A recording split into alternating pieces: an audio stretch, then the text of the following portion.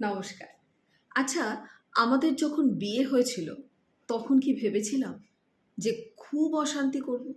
একদিন চুটিয়ে ঝগড়া করব এবং ঝগড়া করতে, করতে এতটাই চরমে পৌঁছে যাবে যে কোর্ট অবধি যেতে হবে, বিবাহ বিচ্ছেদ হতে হবে কিংবা সম্পর্কটা এতটা তলানিতে যাবে যে একে অপরের মুখ দেখতে ইচ্ছা করবে না, কথাই বলবো না, সারা জীবনের মতো সম্পর্কটা নষ্ট হয়ে যাবে। কখনো আমরা ভেবেছিলাম? আসলে বিবাহিত জীবনে যখন আমরা প্রবেশ করি, তখন কেউ কি এই ভাবনাগুলো নিয়ে বিয়ে করতে বসি বা বিয়ে করতে যাই যে আমার জীবনটা অশান্তিপূর্ণ হবে কিংবা আমি দাম্পত্য জীবনের চরম অসুখী একজন ব্যক্তি হব? হয় না। আমরা কখনো এটা ভাবি না। আমরা কিন্তু অনেক আশা নিয়ে বিয়েটা করতে যাই। আসলে বিয়ে করি যখন আমরা, তখন কিন্তু অনেক আশার সাথে বিয়েটা করি। আর সমস্যা এই জায়গাটাতে। আশা নিয়ে অত্যন্ত এক্সপেকটেশন আমাদের কিছু, কিছু সময় বিবাহিত জীবনকে নষ্ট করে দেয়। আজকের ভিডিওটা ১০টা কারণ বলবো বিবাহিত জীবন নষ্ট করে দেওয়ার জন্য বা বিবাহিত জীবনে ঘুণ ধরার মতো ১০টি কারণ, এবং অবশ্যই তার সাথে ১০টি সলিউশনও থাকবে। কিন্তু প্রত্যেকটি ভিডিও এই কারণে আপনাদেরকে মানে পুরোটা শুনতে বলি। অনেকেই বলেন প্রথম দিকে শুনতে, শুনতে যে সলিউশন কোথায়? আলোচনাগুলো, কারণ যখন আপনি জানতে পারবেন তখন কিন্তু আপনি সলিউশনটাও বুঝে যাবেন। কারণ যখন জেনে যাই, তখন আজকে আমার মাথা গরমের কারণ যখন আমি জেনে যাচ্ছি, তার মানে বুঝে যাচ্ছি যে এটাই আমাকে কমাতে হবে, এটাই তো সলিউশন। তবুও আমি আজকে আলাদা করে ১০টা সলিউশনের কথা বলবো এবং ম্যারিটাল কনফ্লিক্টের ১০টি কারণও নিশ্চয়ই বলবো, যেগুলো মেন মেন কারণ। এবং এর মধ্যে যদি মনে হয় যে আপনার জীবনে ১০টির মধ্যে অন্ততপক্ষে ৬টা ৭টা হচ্ছে, তাহলে সেক্ষেত্রে কনফ্লিক্ট হওয়াটা খুব খুব স্বাভাবিক। আজকে এই বিষয়গুলো নিয়ে আলোচনা করব। আবারও বলি যে আমি বারবার ভিডিওগুলো চাই আপনাদের প্রত্যেকের কাজে লাগুক, এবং আপনারা যে সারাক্ষণ আমার এই ভিডিওগুলো দেখে নিজেদেরকে ভালো রাখতে পারছেন, নিজেদেরকে অনেক রেকটিফাই করতে পারছেন। অনেকে অনেক রকম কমেন্ট করে বলেন যে, ইনফ্যাক্ট একজন বন্ধু গত সপ্তাহে আমার কাছে এসেছিলেন, বললেন, ম্যাম বারবারই ভাবি আসবো, তারপর একটা করে আপনার ভিডিও দেখি, তারপরে মনে হয় প্রবলেম সলভ। আমার কাছে এটা আবারও বলি যে এই এই কারণে আমি আপনাদের কাছে ভিডিওগুলো কিন্তু উপস্থাপন করি, যে আপনারা যাতে ভালো থাকেন, আমি যাতে ভালো থাকতে পারি, একে অপরের পরিপূরক আমরা। তো আজকের ভিডিওটা যাদের মনে হবে প্রয়োজন, তারা অবশ্যই শেয়ার করে দেবেন, কারণ এখন ফেসবুকের কিছু প্রবলেম চলছে। আবারও বলি, সকলের কাছে নোটিফিকেশান যাচ্ছে না, সমস্ত ফলোয়ার্সের কাছে কিন্তু ভিডিওগুলো পৌঁছচ্ছে না। অনেকেই এইরকম অভিযোগ করছেন, ম্যাম আপনার ভিডিও দেখতে পাচ্ছি না। তো সেটা যথেষ্ট একটা দুঃখের কারণ আমার কাছেও, কিন্তু আমার হাতে নেই, আমি জানিও না এগুলো কীভাবে কী করতে হয়। এনিওয়ে, চলে আসি আজকের গুরুত্বপূর্ণ এই বিষয়টাতে। বিবাহিত জীবনে কনফ্লিক্টের বা বিবাহিত জীবন বিরোধের সম্মুখীন কিংবা বিবাহিত জীবন যন্ত্রণার সম্মুখীন কখন হয় বেশিরভাগ ক্ষেত্রে, তার 10টি কারণ হলো। প্রথম যেটা হলো মেন্টাল মিসম্যাচ।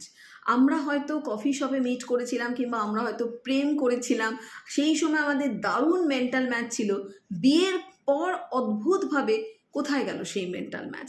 মেন্টাল মিসম্যাচ আমাদের ম্যারিটাল কনফ্লিক্টের অন্যতম কারণ। আমি নর্থ বললে, আগে তো নর্থ বলতো, অন্তপক্ষে নর্থ ইস্ট বা নর্থ ওয়েস্ট বলতো, এখন তো সম্পূর্ণ সাউথ বলছে। কেন? সেটার একটা কারণ হচ্ছে বিবাহিত জীবনে প্রবেশ করার পর আর কিন্তু ওই তালে তাল মিলিয়ে চলার ব্যাপারটা থাকে না। সেখানে খুব ফ্রি ফ্লো নিজের ভাবনা চিন্তাগুলোকেও কিন্তু প্রত্যেকটি হাজব্যান্ড ওয়াইফ পার্টনার প্রত্যেকেই কিন্তু চেষ্টা করেন যে নিজের ভাবনাগুলোকে উপস্থাপন করতে বা পরিবেশন করতে। তো সেক্ষেত্রে আগে যেমন একটা তোয়াজ করার ব্যাপার থাকতো বিফোর ম্যারেজ, যে ঠিক আছে তোমারটার সাথেই একমত, বিয়ের পর কিন্তু সেই ব্যাপারটা থাকে না। অর্থাৎ বিয়ের পর বোঝা যায় যে না, আমাদের তো অনেক অ্যাকচুয়ালি মেন্টাল মিসম্যাচ হচ্ছে। এটা ১ নম্বর কারণ। ২ নম্বর কারণ হলো মানি প্রবলেম। অর্থনৈতিক দিকটা বা টাকা পয়সা নিয়ে পার্টনারের মধ্যে এত গন্ডগোল হতে দেখেছি। একজন ওয়াইফ যেমন আমার কাছে বলছিলেন যে আমার হাজব্যান্ড অলমোস্ট ঠিকঠাক সব ব্যাপারে, কিন্তু অদ্ভুত প্রকৃতির কৃপণ। বাচ্চার জন্য ৫ টাকার চিপসের জন্য তার কাছে হাত পাততে হয়, এবং তার জন্য আমাকে ৩টে কথা শুনতে হয়। বাজার করা থেকে শুরু করে, পুজোর জামা কাপড় থেকে শুরু করে, আমি অতিষ্ঠ হয়ে যাই যে এই মানুষটাকে আর বাকি দিকগুলো কিন্তু ঠিক আছে, চলে যায়, বাকি দিকগুলো নিয়ে মানে তেমন কোনো কমপ্লেন নেই। অথচ আমি চাকরি করে যে নিজে সেই জায়গাটা করব সেটাও তারা করতে দেয়নি, মানে ফ্যামিলির কেউ করতে দেয়নি, হাজব্যান্ডেরও পছন্দ ছিল না, যেহেতু বিয়ের কিছুদিনের মধ্যেই আমি কনসিভ করে যাই।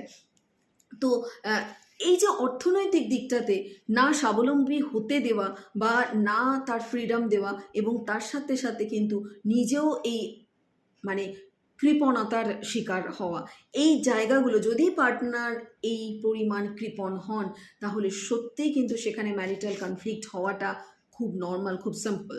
আচ্ছা, এরপরে হলো যে 3 নম্বর যেটা কনফ্লিক্টের কারণ, সেটা হচ্ছে রেসপন্সিবিলিটি। বিবাহ মানেই আমার কাছে একটা বড় মাপের রেসপন্সিবিলিটি। এই রেসপন্সিবিলিটি যদি আমরা নিতে না পারি, তাহলে কোনো দিন কিন্তু কখনোই আমরা নিজেরা ভালো থাকতে পারবো না। কারণ আমি যদি মনে করি যে 50-50-তে হবে, আমি 50% কাজ করবো সংসারে বা রেসপন্সিবিলিটি নেবো, আমার হাজব্যান্ড নেবে, এটা কিন্তু সম্ভব নয়। আমাদের দুজনের সমান সমান না হলেও অন্ততপক্ষে 60-40, 30-70, 80-20, কিন্তু একটা মিনিমাম রেসপন্সিবিলিটি নেওয়া প্রয়োজন হাজব্যান্ড ওয়াইফের মধ্যে। এটা যদি না হয়, তাহলে কখনোই কিন্তু সংসারের এই গতিটা বজায় থাকবে না। হয়তো সময়ের জন্য রেসপন্সিবিলিটি, হয়তো বাড়ির রেসপন্সিবিলিটি, হাউস হোল্ড রেসপন্সিবিলিটি কম হচ্ছে, সেটা ডিফারেন্ট ইস্যু। যে আমি সময় পাচ্ছি না, সকাল 7টায় বেরোই, রাত্রি 9টায় ঢুকছি, আমি সেইভাবে পাচ্ছি না, কিন্তু আমি অন্যান্য বিষয়ে অনেক রেসপন্সিবল, সেই ক্ষেত্রে কিন্তু কোনো কনফ্লিক্ট হয়ও না। স্যার, কনফ্লিক্টের কারণই হচ্ছে একজন হয়তো মনে করছেন যে আমি তো টাকা দিয়েই খালাস, আমার আর কিছু করতে হবে না, বাকিটা ও বুঝবে। কিন্তু আরেকজনেরও যে শুধু টাকা নয়, তার সাথে এই রেসপন্সিবিলিটি নিতে গিয়ে সে হাঁপিয়ে উঠছে, সেটা কিন্তু পার্টনার যদি না বোঝে, সেক্ষেত্রে কনফ্লিক্ট হওয়াটা খুব স্বাভাবিক। এরপরে 4 নম্বর হলো intimacy. Lack of intimacy marital কনফ্লিক্টের অন্যতম কারণ, অর্থাৎ সেক্সুয়াল রিলেশন যদি ভালো না থাকে, একে অপরের কাছে ফ্লেক্সিবল না থাকে, কমফোর্টেবল না থাকে, সেক্সুয়ালি যদি পার্টনার যদি একে অপরের কাছে খুব ভালো রকমভাবে ফ্লেক্সিবল না হতে পারে, তাহলে সেক্ষেত্রে অর্থাৎ তাদের ইন্টিমেসি লেভেলটা যদি কমে যায় বা ইন্টিমেট না হয়, তাহলে কিন্তু ম্যারিটাল কনফ্লিক্ট হওয়াটা খুব স্বাভাবিক। এটা কিন্তু অন্যতম একটা কারণ মাথায় রাখতে হবে, যেটা আমরা অনেক সময় ল্যাক অফ সেক্স এডুকেশন, আমাদের কিন্তু এই বিষয়টা সম্পর্কে খুব একটা নলেজ নেই, কিন্তু এটা খুব খুব দরকার। আমার কাছে এইরকম একজন ক্লায়েন্ট এসেছিলেন, যে যারা হাজব্যান্ড ওয়াইফ 3 বছর হয়ে গেছে, অথচ তারা কিন্তু সেক্সুয়াল রিলেশনে এখনও ইনভলভই হয়নি। অথচ তাদের বক্তব্য যে কিন্তু ম্যাম আমাদের কোথাও কোনো ভালোবাসার টানের অভাব নেই বা আমাদের কোনো অসুবিধে নেই, কিন্তু সমস্যা হলো এই বিষয়টা, অর্থাৎ ইন্টিমেট হতে আমরা কিছুতেই পারছি না। আমি চাইছি, ওয়াইফের বক্তব্য ছিল আমি খুব চাইছি, কিন্তু আমার হাজব্যান্ড এটাতে সক্ষম নন, অথচ তিনি কিন্তু তার কিন্তু ফিজিক্যাল ডিজায়ার রয়েছে, এবং সেটার অনেক রকম প্রমাণও পাওয়া গেছে, এবং সেই হাজব্যান্ডও কিন্তু সেটা স্বীকার করেছেন কাপল থেরাপিতে এসে। এরপরে যেটা হলো কোয়ালিটি টাইম স্পেন্ডিং। এক্ষেত্রে আরেকটা পয়েন্ট বলবো, যে অনেক সময় বলা হয় যে হ্যাঁ এই তো বাড়িতেই তো ফিরি, অফিস থেকে এসে তো বাড়িতেই ফিরি, কিংবা বাড়িতেই তো আছি, একসাথেই তো থাকি, আবার কি কোয়ালিটি টাইম স্পেন্ড করবো, এটাই তো কোয়ালিটি টাইম স্পেন্ড। আমি আমার মতো মোবাইল দেখছি, ওর মতো টিভি দেখছি, it's not a quality time spend. এটাকে কোয়ালিটি টাইম স্পেন্ড করা বলা হয় না। কোয়ালিটি টাইম স্পেন্ড মানে হচ্ছে অ্যাটেনশন দেওয়া, কমিউনিকেট করা, গুড কমিউনিকেশন, অ্যাটেনশন দেওয়া, কথা বলা, একে অপরের ভাবের আদান প্রদান করা, ইমোশনাল আন্ডারস্ট্যান্ডিংটা তৈরি করা, এটা হলো কোয়ালিটি টাইম। আপনি আপনার মতো মোবাইল দেখছেন, ওয়াইফের মতো টিভি দেখছে, এটাকে কোয়ালিটি টাইম বলা হয় না। হ্যাঁ, অবশ্যই আপনারা দুজনে মিলে ঠিক করলেন একটা সুন্দর কোনো সিরিজ দেখবেন, কিংবা একটা কোনো সিরিয়াল আজকে একটু দেখতে ইচ্ছে করছে, কিংবা একটা টক শো দেখতে ইচ্ছে করছে, সেগুলো দেখুন, সেটাকে কোয়ালিটি টাইম। কারণ দুজনের একসাথে কিন্তু মানে সিদ্ধান্ত নেওয়া হচ্ছে, এটা হলো কোয়ালিটি টাইম স্পেন্ড করা। কারণ আপনি যদি আপনার জগতেই থাকেন, আপনি যদি আপনার মোবাইলেই নিজেকে আটকে রাখেন বা ল্যাপটপের মধ্যে থাকেন, তাহলে আপনার পার্টনার কিন্তু সেক্ষেত্রে তার মনে হবে না যে এটা কোয়ালিটি টাইম স্পেন্ড হচ্ছে, কারণ সে যতটা অ্যাটেনশন চাইছে ততটা কিন্তু আপনি দিতে পারছেন না, এবং তারও কিন্তু অনেকটা অভাবের জায়গা থেকে যাচ্ছে।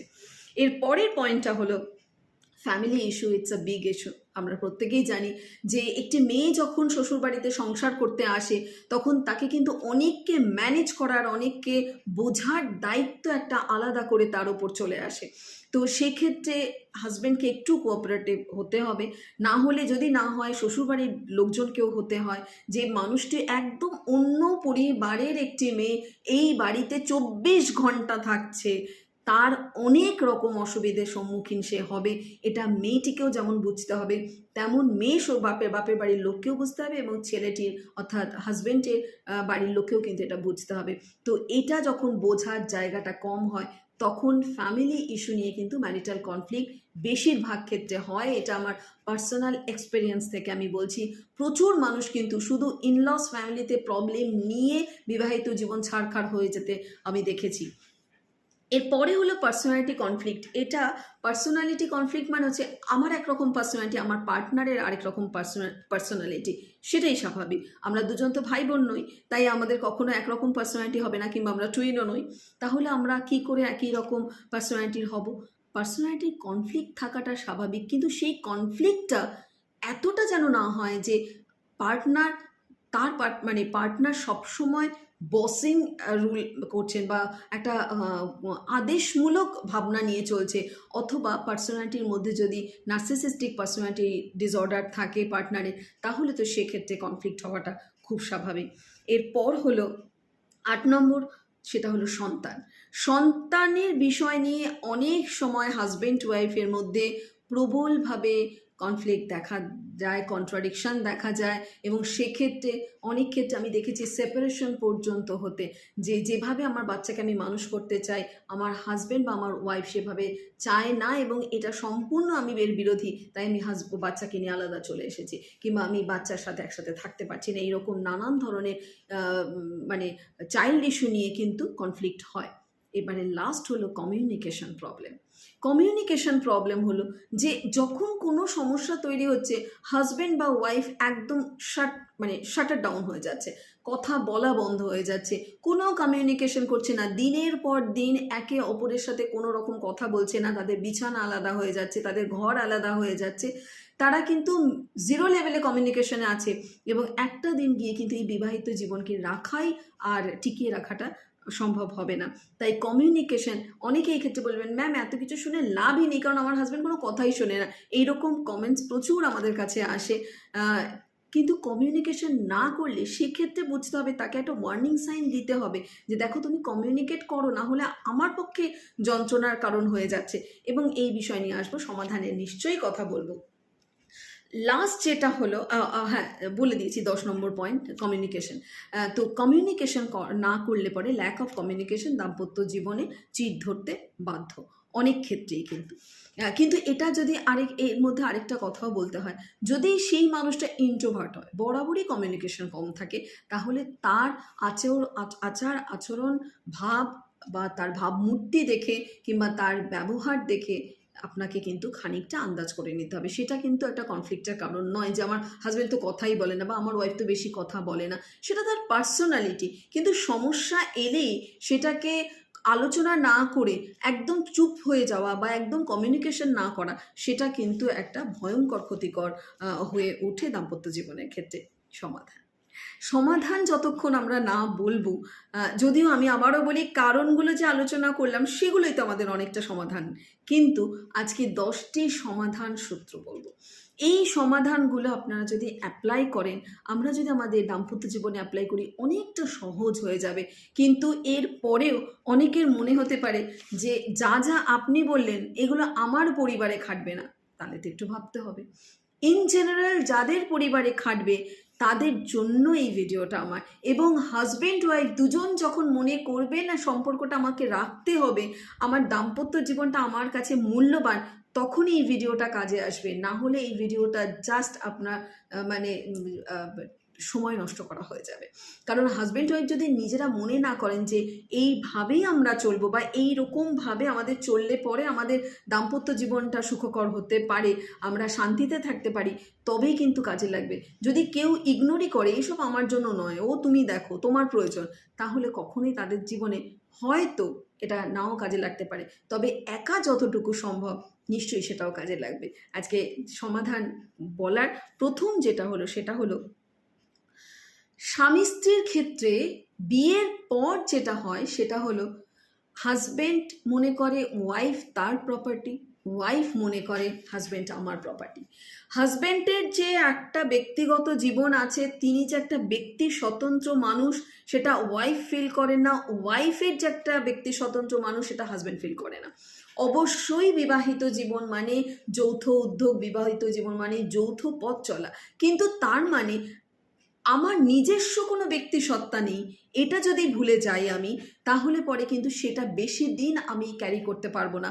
পার্টনারের অবশ্যই এই ফ্লেক্সিবিলিটি থাকা উচিত যে আমার পার্টনার আলাদা একটা মানুষ, সে আমার কাছে আমার অধিকার নয়। আমরা কিন্তু অধিকারটা অনেক বেশি সহজে দেখাতে পারি যতটা না কর্তব্য করি, এটা খুব ইম্পর্টেন্ট। আমরা অনেক ক্ষেত্রেই আমাদের ডিউটিগুলো করি না, কিন্তু আমরা অধিকারটা দেখাতে খুব ভালো করে পারি।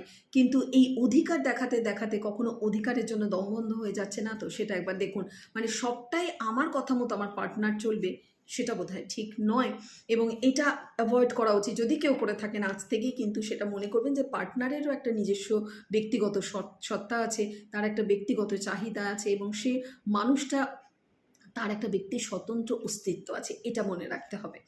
2 নম্বর হলো যেটা আগেও আলোচনা করলাম, ল্যাক অফ ইন্টিমেসি। ঠিক তাই, সেক্স লাইফটাকে প্রায়োরিটি দিতে হবে।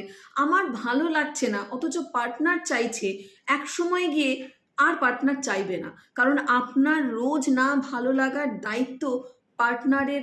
এত প্রত্যেক দিন আপনাকে কিন্তু সেই জায়গাটায় তোয়াজ করে করে আনার মতো মানসিকতা নাও থাকতে পারে আপনার পার্টনারের।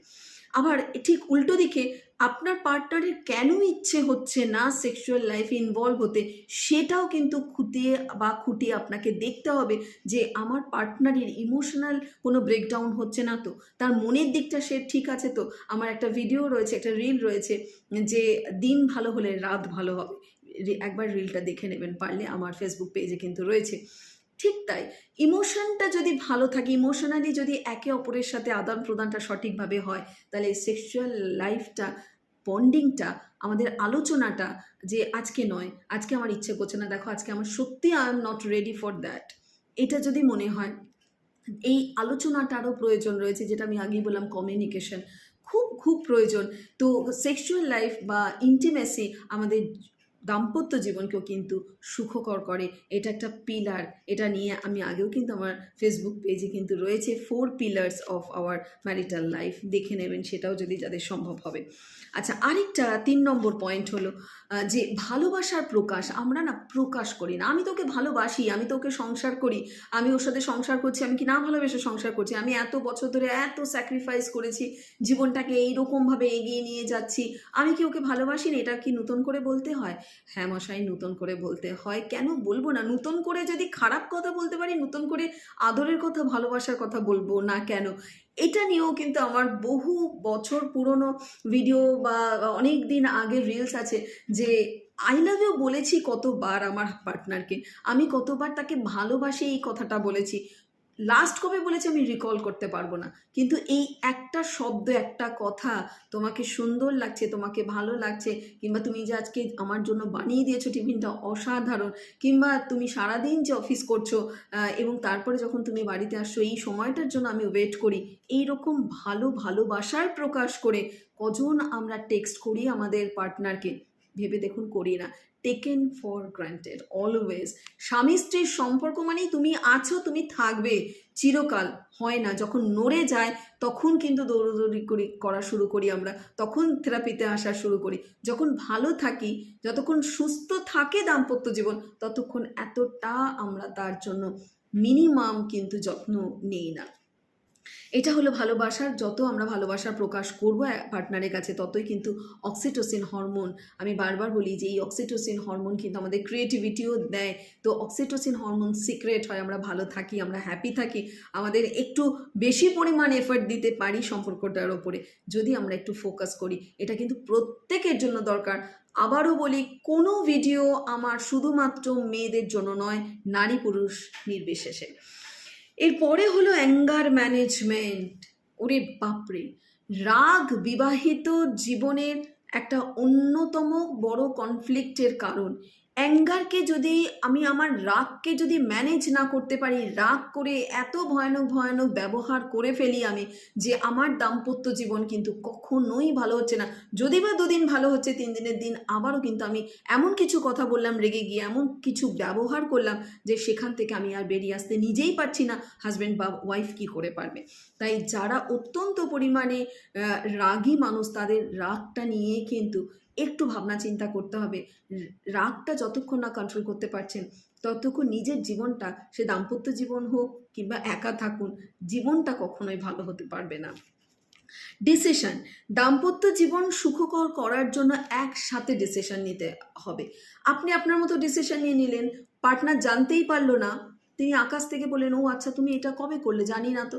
একটা অদ্ভুত দেওয়াল তৈরি হয়, স্টোন ওয়াল আমরা বলি। এই স্টোন ওয়াল যেন তৈরি না হয়।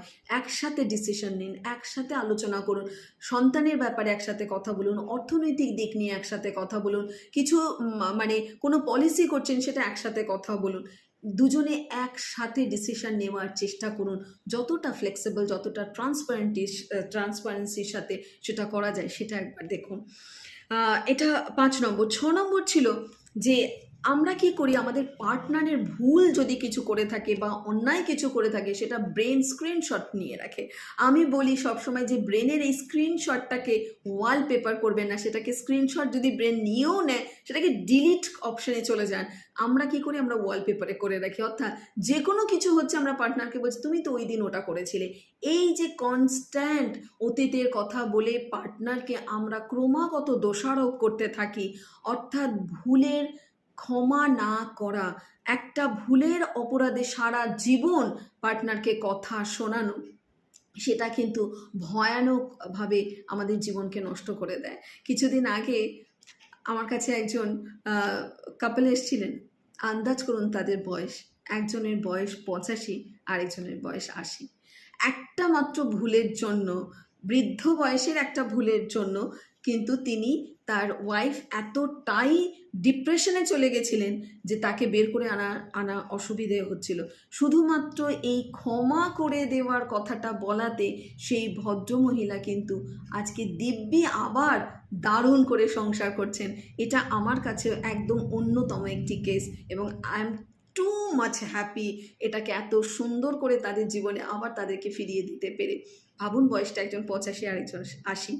তো এগুলো হচ্ছে প্রাপ্তি। এই ভুল যারা যখন করছে পার্টনার, তখন সেটা ভুল করার পর কিছু ভুল সত্যি ক্ষমা করা সম্ভব হয় না। অনেকেই এক্ষুনি কমেন্ট করবেন, সব ভুল কি ক্ষমা করে দেওয়া যায়? চেষ্টা করতে হবে, যেগুলো ক্ষমা করে দেওয়া যায় না সেগুলো নিয়ে আলোচনা করে সেই ভুল নেক্সট টাইম যাতে না হয়, সেই অ্যাসুরেন্স পেলেও কি ক্ষমা করে দেওয়া যায় না?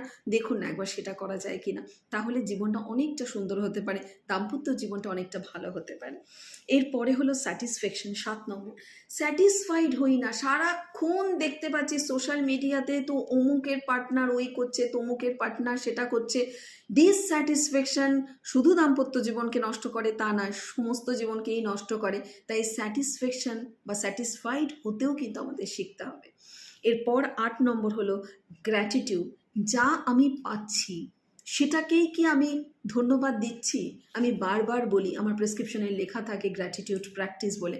আমি যেটা পাচ্ছি না সেটার পেছনেই কি সারাক্ষণ সোনার হরিণ করে পালিয়ে বেড়াচ্ছি, মানে দৌড়ে যাচ্ছি, নাকি আমি যেটা পাচ্ছি সেটা নিয়েও আমি হ্যাপি থাকার চেষ্টা করছি? পরপর এই পয়েন্ট দুটো রেখেছি কেন জানেন? কারণ স্যাটিসফ্যাকশন আর গ্র্যাটিটিউড প্র্যাকটিস একে অপরের সাথে কিন্তু মানে একে অপরের সাথে একেবারে মিলেমিশে রয়েছে। এরপর 9 নম্বর হলো পার্টনারের কতগুলো নেগেটিভ দিক রয়েছে, কতগুলো পজিটিভ দিক রয়েছে, সেগুলো কখনো আলোচনায় বসা দুজনে মিলে, যে তুমি লেখো 10টা, তুমি লেখো 10টা, যদিও আমার এখানে এইভাবে আমি সেশন করিও।